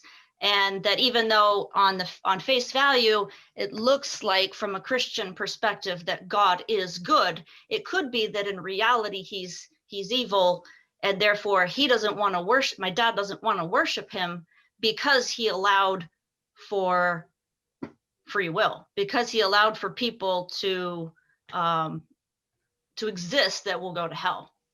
Right, but your dad is presupposing a moral standard when he says that, number one. Number two, there's no way that evil can exist in the absence of good, because evil is a lack in a good thing. You know, it's like cancer. If you take all the cancer out of a body, you got a better body. If you take all the body out of the cancer, you got nothing. So this is why C.S. Lewis has insightfully said that Christians have always seen the devil as a fallen angel, because even the devil is metaphysically good. He just uses his goodness to pursue badness, right? To do evil. Good only, or evil only exists if good exists. So ultimate reality can't be evil, because that would be nothing. Ultimate reality is good, and spoiled ultimate reality is what we call evil. Now, why would God create people he knew would go to hell is really the question. Well, first of all, I know I wouldn't be here, you wouldn't be here, none of us would be here if there weren't unbelievers. Why? Because I have unbelievers in my ancestry. I wouldn't even be here without them, right? And God put us on this earth to be his ambassadors, to create like he does, not in the same way, obviously, but to create. So we create other human beings, and through their free will, they get to make a choice as to whether to follow God or not. Now, God, ironically, can get his will done through unbelievers. Someone like Richard Dawkins writes a book. A Christian reads it and goes, oh, wow, I better get an answer to that. And now they start studying, and they wound up getting closer to God because of something an atheist did. In fact, I know this is a bit of a joke by my co-author, but Dr. Geisler, who knew more than I'll ever know, he's forgotten more than I'll ever know. He said he used to read atheists for devotions because he thought their arguments were encouraging to him. He said, this is all you got?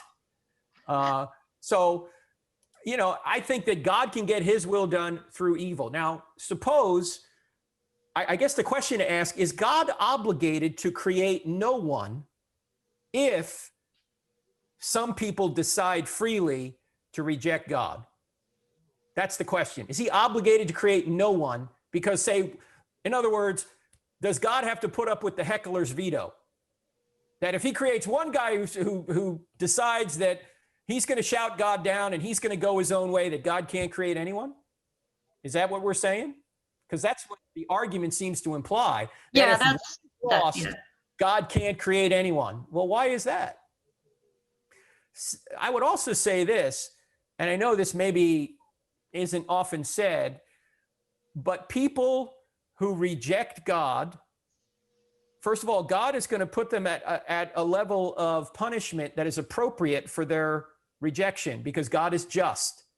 Just like God is going to put people at a level of reward in heaven based on their behavior, because God is just. It would make no sense for God to put a garden variety Christian at the same level of reward as the Apostle Paul, right? That wouldn't be just.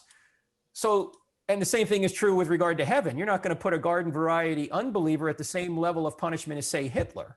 That wouldn't be fair. It wouldn't be just.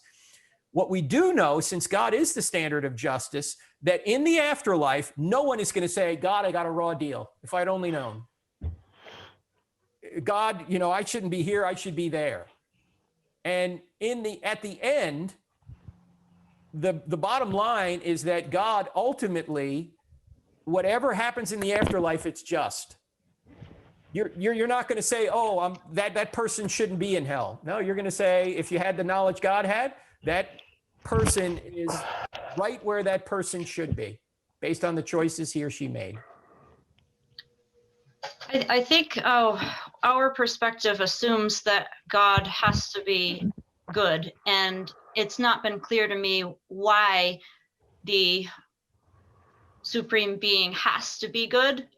So my dad has tried to counter what I've said by saying, well, it's possible that God could be evil. So therefore, even though the Bible makes it look like he's good, and even if you could show me a good apologist that can prove this beyond a reasonable doubt, well, I don't know if maybe he still is actually evil. So can you touch on how do we know that God has to be perfect and good with no evil? Well, for what I said before, that evil is a privation in good. It's like rust in a car. If you take all the rust out of the car, you got a better car. If you take all the car out of the rust, nothing exists, right? So whatever is ultimate reality, it's good. Now, it's certainly possible that the God of the Bible is evil. But if that's the case, then there is a real God who isn't, because you wouldn't even know what evil was unless the real God is good. There would be no way to ground goodness, which means there'd be no way to have evil unless the ultimate standard is good. Because again, evil doesn't exist unless good exists. So it is possible that we have the wrong God. The God of the Bible isn't the true God. But it's not possible to say the God of the Bible is evil and there's no God. You see the point? Oh yeah, definitely. Okay. Yeah, he would agree with that point too. Yeah. So I guess what I would do is, if he's hung up on this issue, and it is an issue to consider, I'm not blaming him for being hung up on it. I think probably the thing to do is go to John chapter 6 and see what Jesus says when he says, I'm the bread of life. Remember, he had just fed 5,000 people. He says, I'm the bread of life. And if you want to follow me, you must eat my flesh and drink my blood. And many disciples said, this is hard teaching. We can't follow this guy anymore. And then Jesus turns to Peter, and Peter says, he says to Peter, are you going to leave too? And for once, Peter does not put his foot in his mouth. He actually says something very profound. He says, where else will we go? You hold the key to eternal life. If you're really doubting that the God of the Bible is the true God, just look at Jesus. Because if you look at Jesus, you can't really invent this character. In fact, my friend Tom Gilson just came out with a book called Too Good to Be False. I think that's the name of it, where he goes through and he just looks at the character of Jesus. You can't invent him no novelist could. The greatest novelist of all times couldn't have created a being like Jesus, a character like Jesus.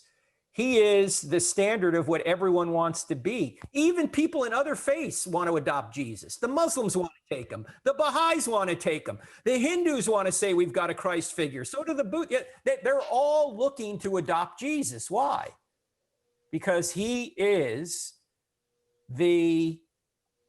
as the writer of Hebrews puts it, if I can remember it properly, he is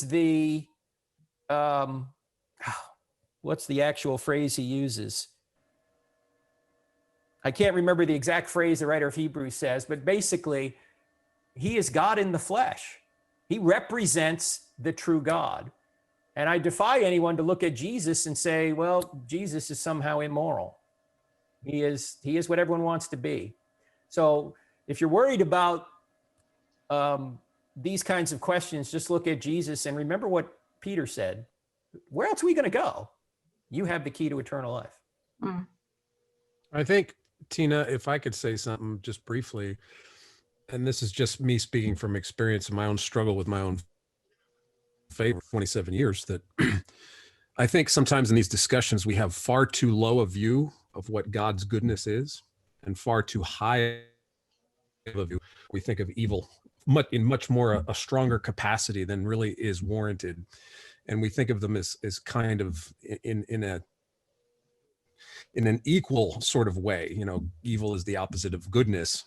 But in truth, I think there's the necessity always of really considering what God's goodness is in the person of Jesus, and that goodness far outweighs any kind of vacuity of evil or any kind of evil. So evil's not on the same level as goodness. And I think for me, having that lower opinion or that lower idea of what God's goodness is oftentimes makes evil look more stronger than it is, or much more of a formidable opposition to our faith.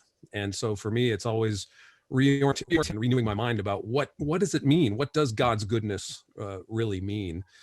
And so, the severity of living that says that you won't talk to mere mortals. We're going to live forever, and the severity of God's goodness really outweighs any kind of evil. At least that's just my perspective. Thank you for that, Dan. We got 5 questions left in about 15 minutes. So we'll try to pick up the pacing at these last couple in so we can be respectful of Frank's time. But Bill and Jackie, I don't know if it's Bill or Jackie, or maybe y'all are both going to ask a question at the same time, which would be very impressive. Anyway, the floor is yours.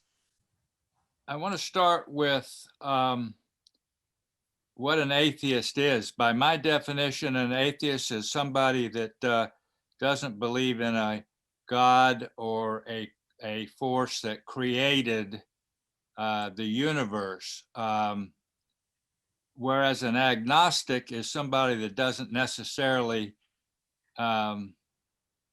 disavow that there was a creator, but is unsure as to who or what that is. So if that's incorrect,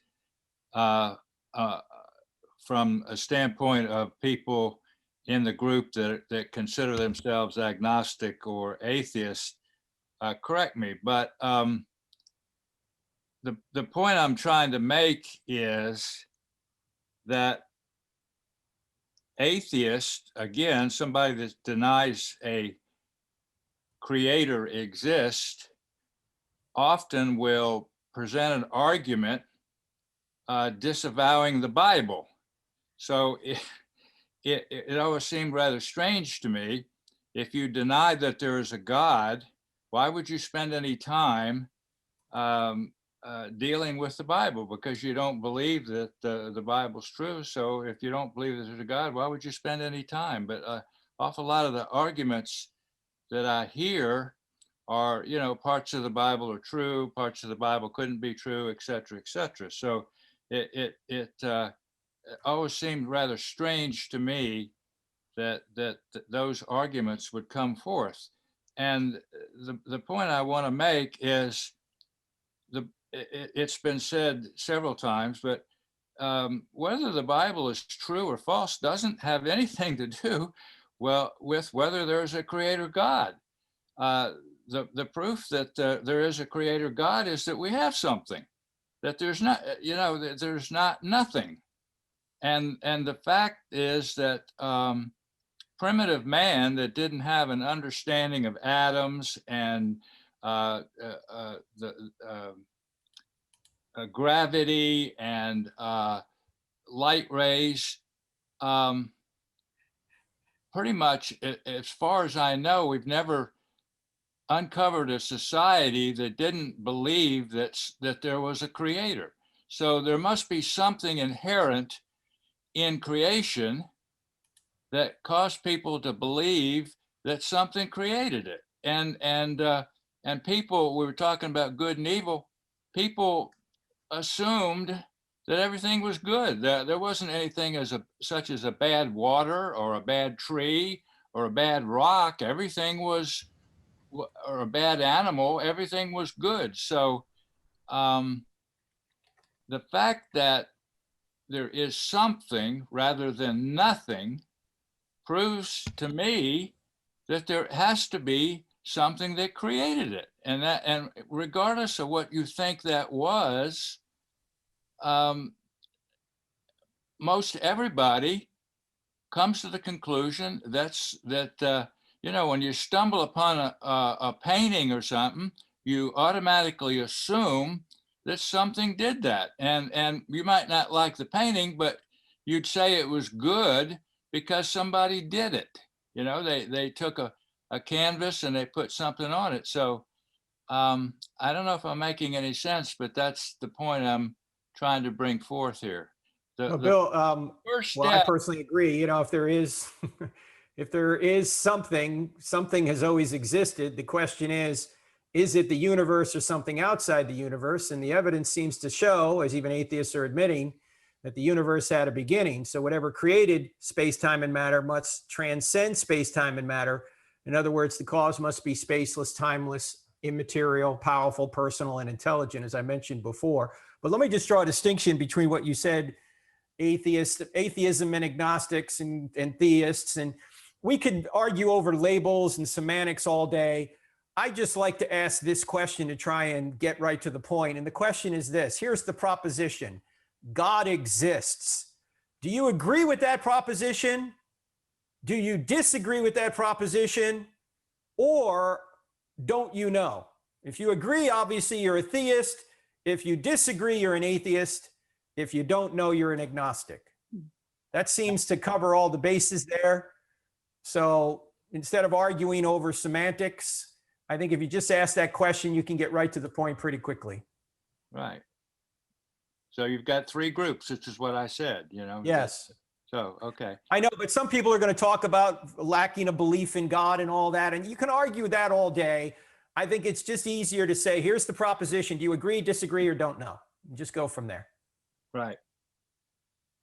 I mean, I can argue for the existence of a creator.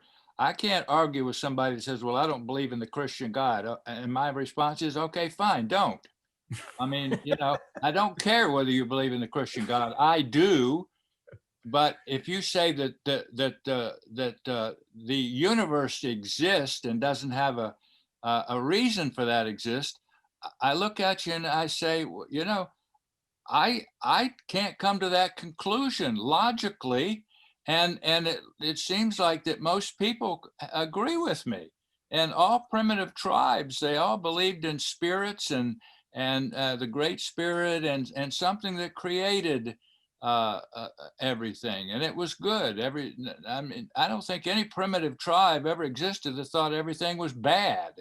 So, you know. Yeah, I just add one thing to that, Bill, is that you want to say something would have to create that itself is a prime cause or uncreated, because you have that follow-up question. The atheists like to say, well, then who made God? And then you're stacking turtles. So what we're talking about is an uncaused cause that's a prime cause that is a necessary being. Now, Brady, we got the next one? Yes, we get the next one. George, our very own George. It's you, buddy. Your very own George. Hi, Dr. Turek. Thanks so much for joining us this evening. Thanks, George. My question concerns something that you had said earlier today. You were talking about the disciples and how their Jewish worldview was not that the resurrection was going to happen in the middle of time to just one person, right? It was going to happen to everybody, and that was going to be at the end of time. So their worldview really wouldn't have had the stuff it needed to have for them to either make up or accidentally hallucinate Jesus' resurrection, because they wouldn't have thought of resurrection in those terms.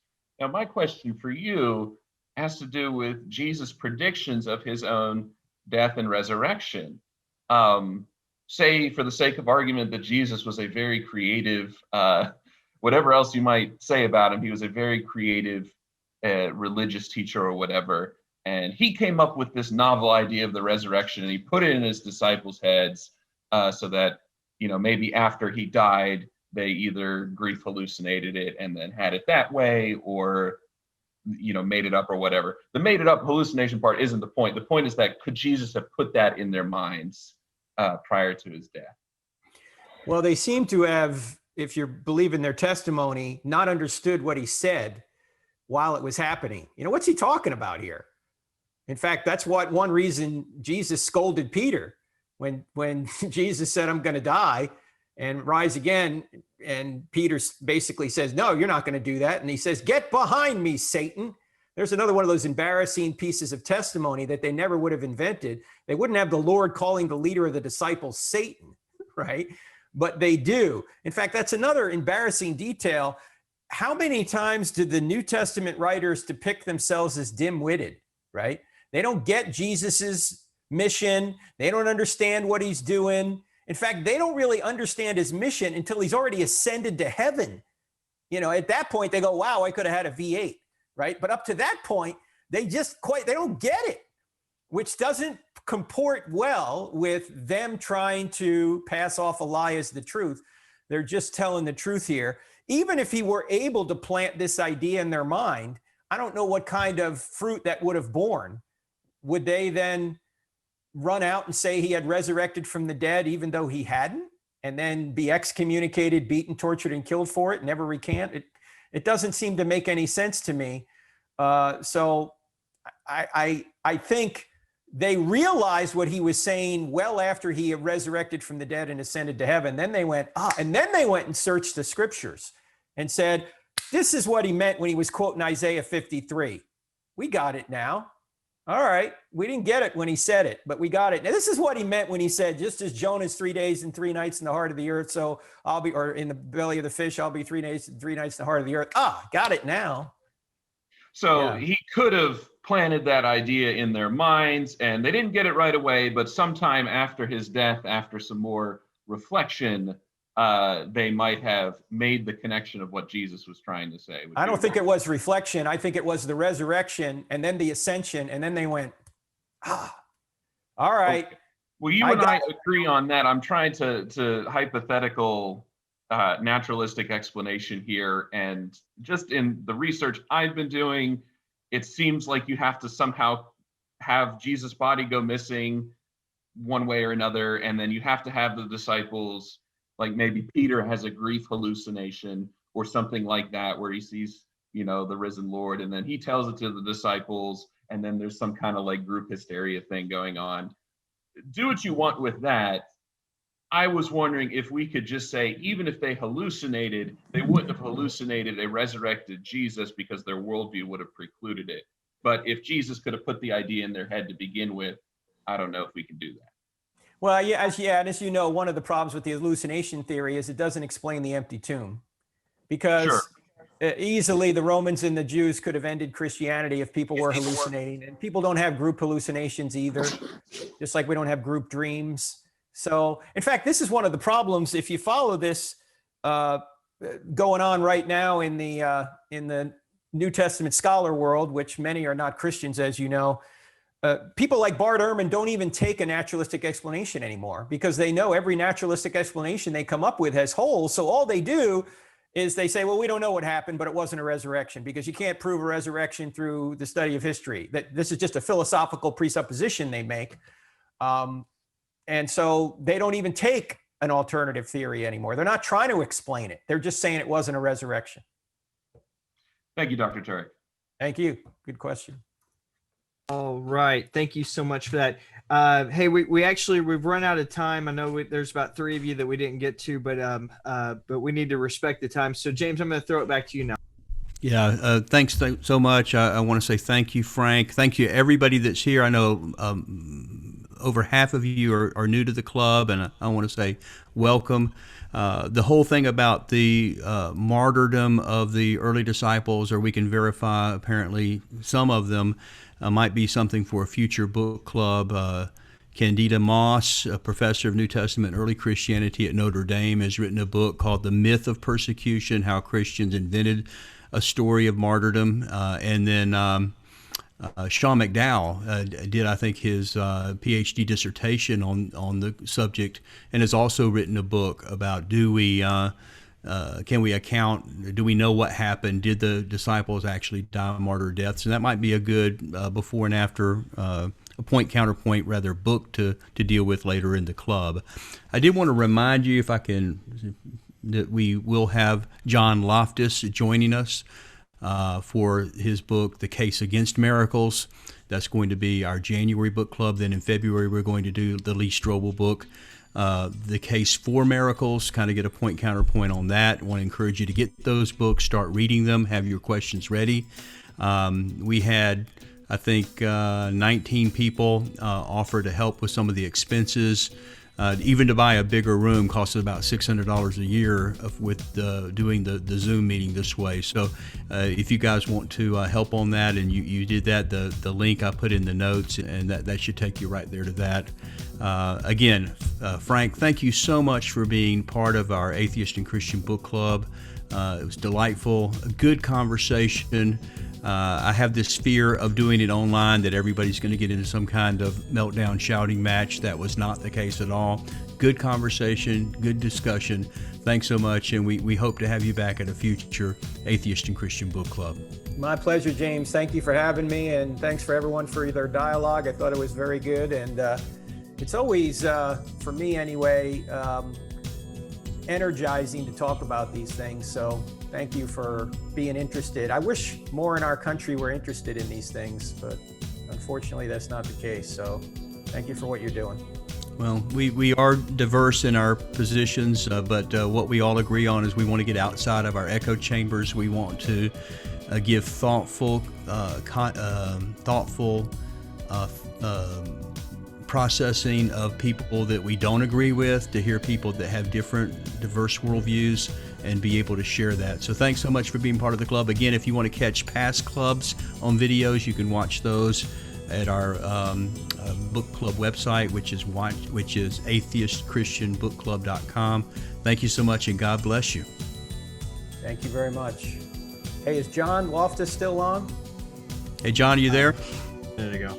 I just wanted to mention, he's good at math, and neither am I, because there's 3 kinds of people in the world: those that can count and those that can't. Wow. Thank you for that. Thanks for the dad joke. All right? Frank Turek, everyone. And we will catch you guys next month. Thanks so much. And bye-bye. Bye, everybody.